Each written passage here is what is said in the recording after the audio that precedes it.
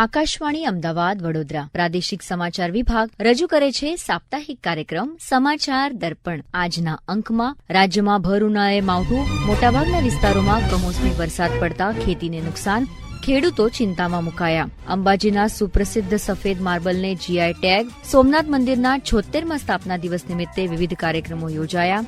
આદિવાસી સમાજ દ્વારા અખાત્રીજની પરંપરાગત શ્રદ્ધા અને ઉલ્લાસપૂર્વક ઉજવણી. બહુપ્રતીક્ષિત કચ્છી કેસર કેરીનો બજારમાં આગમન. નર્મદા જિલ્લામાં ચાલુ મોસમમાં 1000થી વધુ પરિવારોએ ટીમરૂ પાન થકી રોજગારી મેળવી. અને કઝાખસ્તાનમાં રમાયેલી એશિયન યુથ ગેમ્સની બોક્સિંગ સ્પર્ધામાં ગુજરાતની યાત્રી પટેલે કાંસ્ય ચંદ્રક જીત્યો.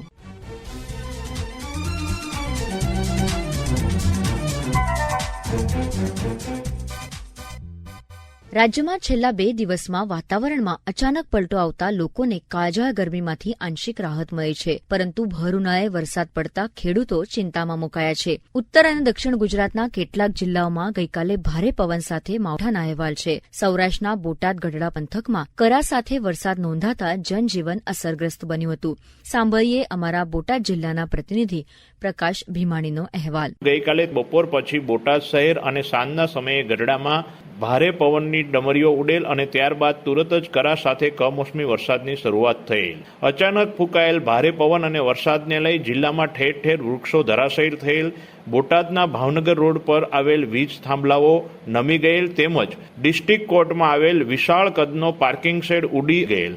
આમ ખેડૂતોને પણ મોટું નુકસાન થયેલ છે. ખેડૂતોના બાગાયતી પાકની ખેતીમાં ફાલ ખરી ગયેલ છે. ઉપરાંત કેરી, ચીકુ, પપૈયા, તલ અને શાકભાજી અને જુવારના પાકમાં પણ વ્યાપક નુકસાન જોવા મળી રહ્યું છે. આકાશવાણી સમાચાર પ્રકાશ ભીમાણી, બોટાદ. ડાંગ જિલ્લામાં વરસાદના લીધે કેરીના પાક અંગે ચિંતા વ્યક્ત કરતા જિલ્લાના ખેડૂત નામદેવ ગવઈએ આ મુજબ જણાવ્યું. મેં વર્ષ 2016-17માં 150 થી 200 કલમ રોપેલી છે, જેમાં ગયા વર્ષે લાખ રૂપિયાની ઉપર 1,10,000 જેટલી કેરીનું વેચાણ થયેલ. મારે આંબાવાડીમાં દશેરો, લંગડા, કેસર, આમ્રપાલી ઝાડો રોપેલ છે. ગઈકાલે બરફના કરા જોડે વરસાદ પડ્યો તો ઘણું નુકસાન થયેલ છે.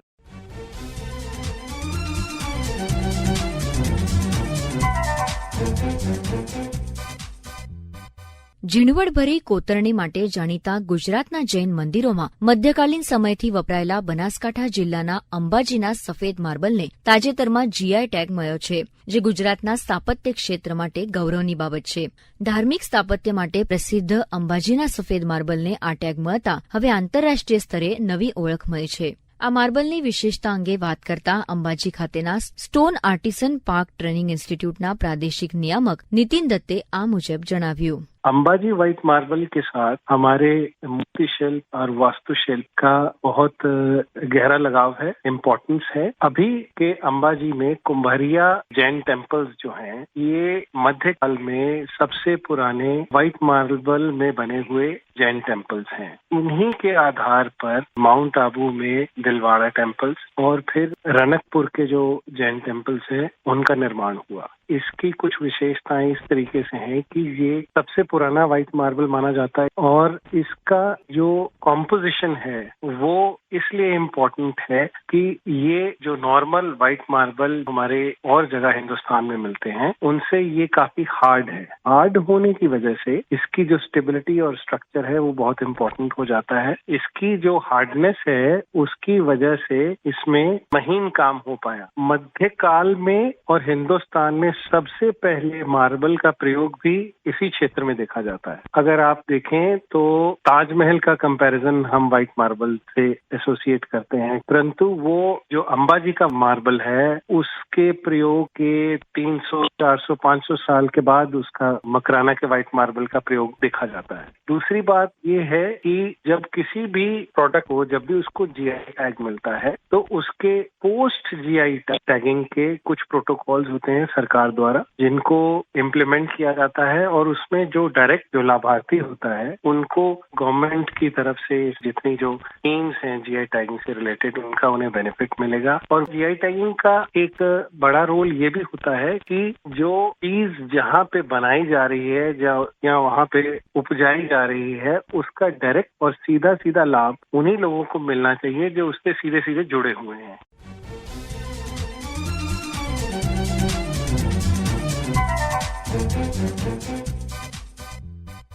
પ્રથમ જ્યોતિર્લિંગ સોમનાથના 76મા સ્થાપના દિવસની ભાવભક્તિપૂર્ણ વાતાવરણમાં ઉજવણી કરવામાં આવી. ભૂતકાળમાં અનેક આક્રમણો બાદ પણ અડીખમ ઉભા રહેલા આ મંદિરનું ભારતીય સંસ્કૃતિમાં અનેરું સ્થાન છે. સોમનાથ મંદિરના પ્રાણ પ્રતિષ્ઠા દિવસ નિમિત્તે થયેલી ઉજવણી અંગે સાંભળીએ અમારા પ્રતિનિધિ રાજેશ ભજગોતરનો અહેવાલ.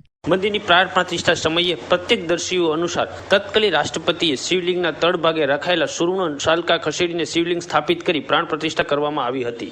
108 તીર્થસ્થાનોના અને 7 સમુદ્રના જળ લાવીને સોમનાથ મહાદેવને અભિષેક કરવામાં આવ્યો હતો અને એ ધન્ય પડે 108 તોપોની સલામી આપવામાં આવી હતી. સોમનાથ મંદિરના વિસર્જન બાદ નવસર્જનનું સર્વોત્તમ પ્રમાણ છે.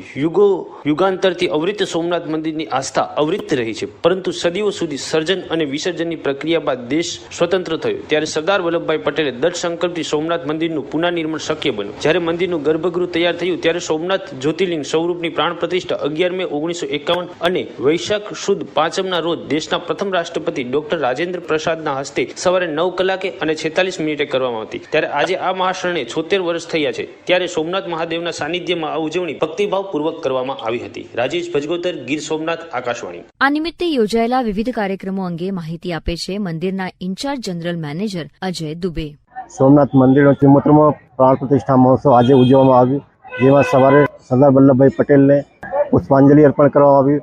ત્યારબાદ ધ્વજા પૂજા કરવામાં આવી અને 9:46 મહાપૂજા કરવામાં આવી. ત્યાર પછી સાંજે દીપમાળા અને વિશેષ શૃંગાર રાખવામાં આવેલું છે. 11 મે 1951ના રોજ ભારત દેશના પ્રથમ રાષ્ટ્રપતિ ડોક્ટર રાજેન્દ્ર પ્રસાદ દ્વારા સોમનાથ મંદિરે આવીને સોમનાથ મંદિરની પ્રાણ પ્રતિષ્ઠામાં ભાગ લેવામાં આવેલ હતો.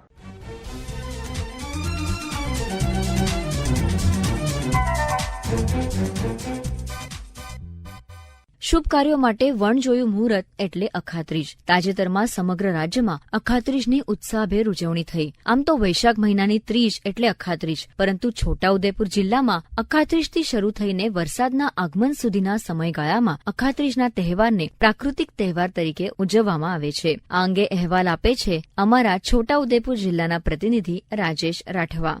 છોટાઉદેપુર જિલ્લામાં વસતા આદિવાસીઓના દરેક તહેવારો ઋતુચક્ર સાથે જોડાયેલા છે, ત્યારે અખાત્રીજ એ પણ સૌથી મોટો અને સૌથી મહત્વનો પ્રાકૃતિક તહેવાર છે.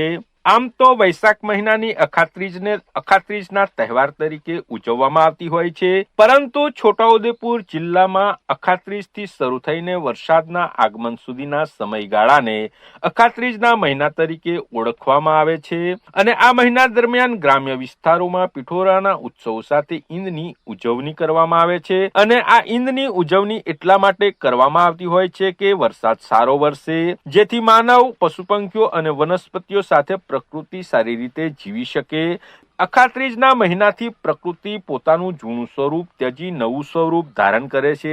જેમ કે વનસ્પતિઓ જૂના પાન ત્યજી નવા પાન ધારણ કરે છે, તો પશુઓ પોતાની રૂવાટી બદલે છે, તો પંખીઓ નવા પીંછા ધારણ કરે છે, તો સરીસૃપો જૂની કાંચડી ઉતારી નવું સ્વરૂપ ધારણ કરે છે. આમ પ્રકૃતિ જૂનું સ્વરૂપ ત્યજી નવો નિખાર સર્જે છે, જેથી આદિવાસીઓ અખાત્રીજને નવા વર્ષ તરીકે હર્ષોલ્લાસ સાથે નાચી કૂદીને ઉજવે છે. આ ઉપરાંત આદિવાસીઓના વાદ્ય સંગીતના સાધનો પણ ઋતુચક્ર સાથે સંકળાયેલા છે. જેમ કે વરસાદના સમયમાં પીહી કે પીહવો વગાડવામાં આવે છે, તો દશેરાના દિવસથી પીહો પીહવી વગાડવાનું બંધ કરીને વાંસળી વગાડવામાં આવે છે. જ્યારે દશેરાથી અખાત્રીજ સુધી વાંસળી વગાડવામાં આવે છે, ત્યારે અખાત્રીજના દિવસથી ઘાંઘરી વગાડવાની એક પરંપરા આજે પણ છોટાઉદેપુર જિલ્લામાં જોવા મળી રહી છે. જેથી અખાત્રીજથી શરૂ થઈને વરસાદના આગમન સુધીના 1 થી 1.5 મહિના સુધીના સતત સેલિબ્રેશનને અખાત્રીજના મહિના તરીકે ધામધૂમપૂર્વક આજે પણ ઉજવવાની એક પરંપરા આજે પણ જોવા મળી રહી છે.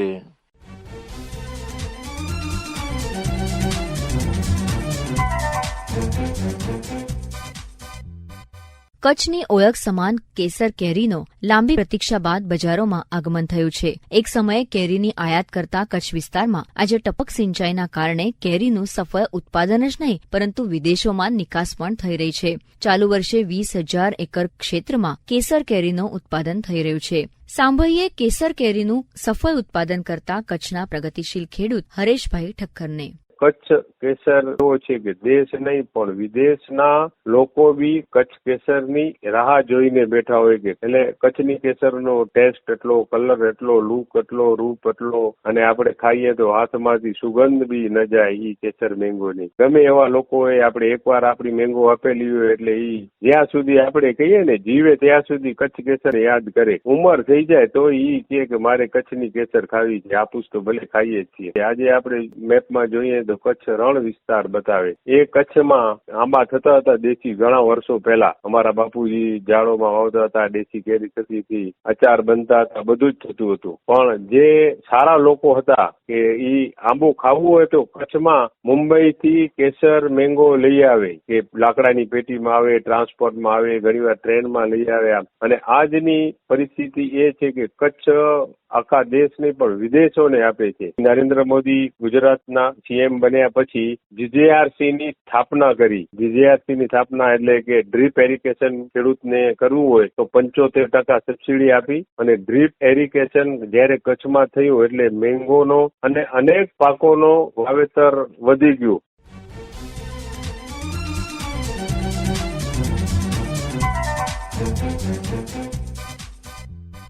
વૈશાખ મહિનો આવે એટલે નર્મદા જિલ્લામાં ટીમરૂ પાનની સિઝન શરૂ થાય છે. હાલ જિલ્લામાં ટીમરૂ પાનની સિઝન પૂરજોશમાં ખીલી ઉઠી છે. જિલ્લાના આદિવાસી પરિવારો માટે ટીમરૂ પાનની આવક રોજગારીનું મોટું માધ્યમ બન્યું છે. આ સિઝનમાં જિલ્લાના 100 થી વધુ પરિવારોને ટીમરૂ પાનના વેચાણ થકી રોજગારી મળી રહી છે. સાંભળીએ આવા જ અમુક આદિવાસી પરિવારોના પ્રતિભાવ. આજે ટીમરૂના પાના જે રાખવામાં આવ્યા છે એ ઝરવાણી ગામમાં રાખે છે, અને એનાથી અમને ખૂબ ફાયદો થયો છે.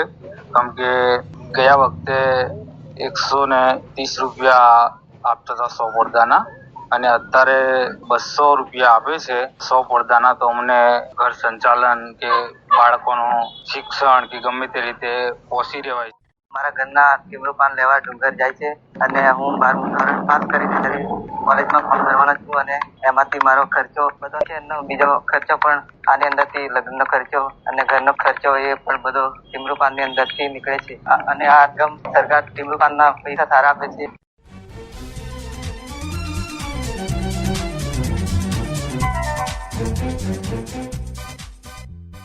રાજ્યની દીકરીઓ આજે વિવિધ ક્ષેત્રોમાં આગળ વધી રહી છે અને રાજ્યનું ગૌરવ પણ વધારી રહી છે. તાજેતરમાં કઝાખસ્તાનમાં રમાયેલી એશિયન યુથ ગેમ્સની બોક્સિંગ સ્પર્ધામાં ગુજરાતની યાત્રી પટેલે કાંસ્ય ચંદ્રક જીત્યો અને વિશ્વમાં ગુજરાતનો ડંકો વગાડ્યો છે. આકાશવાણી સાથે કરેલી ખાસ વાતચીતમાં યાત્રી પટેલે પોતાના અનુભવો અને પ્રતિભાવો આ રીતે આપ્યા. આ વર્ષે અસ્તાના કઝાખસ્તાનમાં યોજાયેલી યુથ એશિયન બોક્સિંગ ચેમ્પિયનશિપમાં મેં બ્રોન્ઝ મેડલ પ્રાપ્ત કર્યો છે.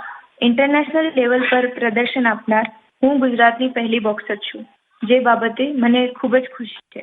આ મુકામ સુધી પહોંચવામાં મારા પરિવાર, માતા પિતા તથા ગુરુજનોએ મને ખૂબ જ પ્રોત્સાહન આપ્યું છે. આ મુકામ સુધીના દરેક પગથિયે એમને મારો સાથ આપ્યો છે. આ પહેલા પણ મેં ઘણા નેશનલ રમેલા છે, જેના અનુભવને કારણે મારી રમતમાં સતત સુધારો થતો ગયો છે, અને જેને કારણે હું આજે આ મુકામ પર છું. બોક્સિંગની શરૂઆત મેં નવોદય વિદ્યાલયમાં કરી હતી. 2018થી મેં અમારા ગુરુ દીપાલી મેમના નીચે તાલીમ લીધી હતી. ત્યારબાદ ફૈયાઝ સર, માયા મેમ, મારૂફ સર જેવા અનેક કોચના સાનિધ્યમાં આવીને મેં મારી ગેમને સુધારી છે, અને એમના જ કારણે આ સિદ્ધિ હાસિલ કરવા હું અત્યારે સક્ષમ થઈ છું. એના પછી છેલ્લા 1.5-2 વર્ષથી હું હરિયાણામાં તાલીમ લઉં છું, જ્યાં બહાર રહીને જ પોતાના સ્વખર્ચે પોતાનું ખાવા પીવાનું કરીને દિવસમાં 5 થી 6 કલાક ટ્રેનિંગ કરીને મેં ખૂબ જ મહેનત કરી અને આ મુકામ સુધી પહોંચી છું. આવનારા ભવિષ્યની ટુર્નામેન્ટ માટે પણ મારી મહેનત ચાલુ જ છે, અને હું એમાં સારું પ્રદર્શન કરું એના માટે મને ગુજરાત સરકાર, મારા માતા પિતા, ગુરુજનો બધા તરફથી પૂરતો સપોર્ટ મળી રહ્યો છે. આવનારા ભવિષ્યમાં હું ભારત તેમજ આપણા ગુજરાત માટે ખૂબ જ અને નિરંતર મહેનત કરીને વધુ સારું પ્રદર્શન આપું અને આપણા રાજ્ય અને દેશને ગૌરવાન્વિત કરું, એવી મારી સતત અને નિરંતર પ્રયત્ન રહેશે.